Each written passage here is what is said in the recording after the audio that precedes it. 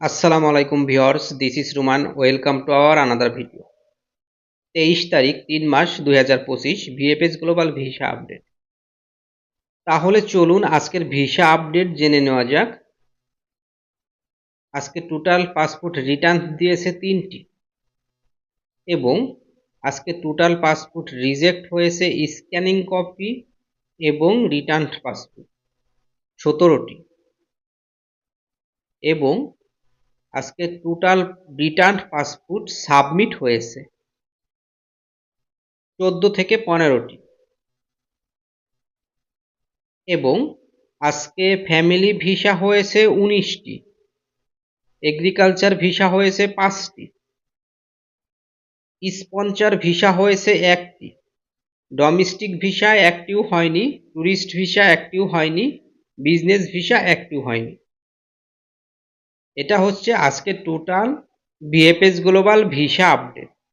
কিছু ভাই ব্রাদার আমাকে জিজ্ঞেস করে, ভাই আমার এলএন নুলুস্থা আমি জমা দিয়ে রেখেছি এখনো ভিসা পাচ্ছি না, এরকম অনেক ভাই আমার কাছে প্রশ্ন করে। আসলে এলএন নুলুস্তা এমন একটি নুলুস্তা যেটা হচ্ছে ব্লু কার্ড নুলুস্তা বলা হয়, যে নুলুস্তাটা ওরা অ্যাপার্টমেন্ট নিতেও আপনার কোনো কষ্ট করতে হয় না এবং এই এলএন নুলুস্তার কাজগুলা ওরা দ্রুত করে থাকে। আমি এ পর্যন্ত এলএন নুলুস্তাতে বাংলাদেশ থেকে ভিসা হওয়া দেখি নাই। অনেকে এলএন নুলুস্তা জমা দিয়ে 3 মাস ওয়েট করেছে, আবার অনেকে বলছে ভাই আমার এলএন নুলুস্তার ভিসাটা রিজেক্ট হয়ে গেছে। আর এলএন নুলুস্তার সঙ্গে আপনার 3 থেকে 5 বছরের একটি অভিজ্ঞতা সার্টিফিকেট দিতে হয়। কিন্তু আমি এটাও দেখেছি তারা 3 থেকে 5 বছরের অভিজ্ঞতা সার্টিফিকেট দিয়েছে, তারপরেও তাদের ভিসা হয়নি, রিজেক্ট হয়েছে। এলএন এবং এলকিউ নুলুস্তার মধ্যে যে ভিন্নতা রয়েছে সেটি হচ্ছে এলএন নুলুস্তা হচ্ছে শর্ট টাইমে প্রসেস একটি নুলুস্তা, আর এলকিউ নুলুস্তা হচ্ছে লং টাইমের প্রসেসের একটি নুলুস্তা। আর আমরা যারা ওয়ার্ক ভিসার জন্য আবেদন করে নুলুস্তাগুলো তুলি বা যারা পেয়েছি তাদের সবার এলকিউ নুলুস্তা। তো এই জন্য এলএন নুলুস্তার ফাঁদে পড়ে আপনারা কখনো টাকা লেনদেন করতে যাবেন না। আর বিশেষ করে এখন যারা ইতালিতে যেতে চাচ্ছেন তাদের সবারই উচিত টাকা লেনদেন থেকে বিরত থাকা। তাদের বলা উচিত ভাই আমার ভিসা হবে তারপরে টাকা দিতে। এত প্যারা নিয়ে এত কষ্ট করে আপনি ভিসা হবে কি না এটার কোনো শিওর নেই, তাহলে কেন ভাই টাকা দিতে যাবেন আপনারা? দরকার হলে অন্য দেশের কথা চিন্তা করেন। তো এইভাবে এত প্যারা নিয়ে এত টেনশন নিয়ে টাকা লেনদেন না করাই ভালো, আমি যেটা বুঝি। আর একটি বিষয় সেটি হচ্ছে যারা অ্যাপার্টমেন্ট পেয়েছে আর যারা পাসপোর্ট রিটার্ন নিয়ে এসেছে এদের ভিতরে আমি তেমন ভিন্নতা দেখছি না।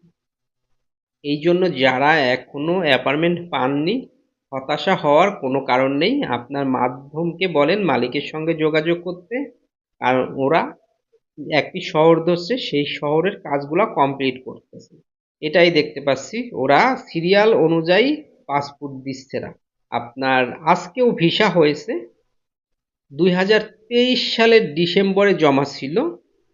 অনেকে বলে যে 1 বছর হয়ে গেছে, নুরুস্তার মেয়াদ চলে গেছে, তাহলে এটার ভিসা দিবে না। কিন্তু না, 23 সালের নুরুস্তার আজকেও ভিসা হয়েছে রোম শহর থেকে। আবার 25 সালে যারা জমা দিয়েছে এদেরও ভিসা হয়েছে আজকে মিলানো শহর থেকে। তো আবার 2টি ভাই আজকে পাসপোর্ট সাবমিট করেছে বাড়ি শহর থেকে। ওরা শহর ভিত্তিক কাজগুলা ধরছে। এই জন্য আপনার যে শহরের নুলুস্তা, আপনি যদি অ্যাপার্টমেন্ট না পেয়ে থাকেন তাহলে আপনার মাধ্যমকে বলেন মালিকের সঙ্গে যোগাযোগ করতে। মালিক স্পিড দিয়ে তার সকল কাগজপাতি ঠিকঠাকভাবে চেকটা পাঠালে আপনি অ্যাপার্টমেন্ট পাবেন ইনশাল্লাহ।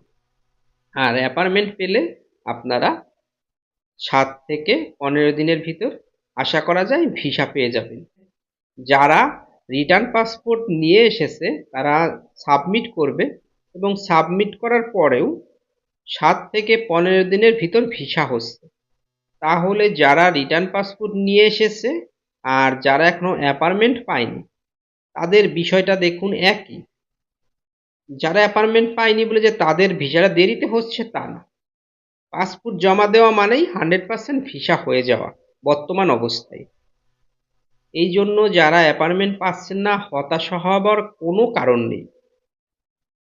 আপনি আপনার মাধ্যমের সঙ্গে যোগাযোগ করুন আপনার নুরুস্তা অরিজিনাল হলে এবং মালিকের কাগজপাতি ঠিক থাকলে, মালিক অ্যাক্টিভ থাকলে অবশ্যই আপনি অ্যাপার্টমেন্টও পাবেন, ভিসাও পাবেন।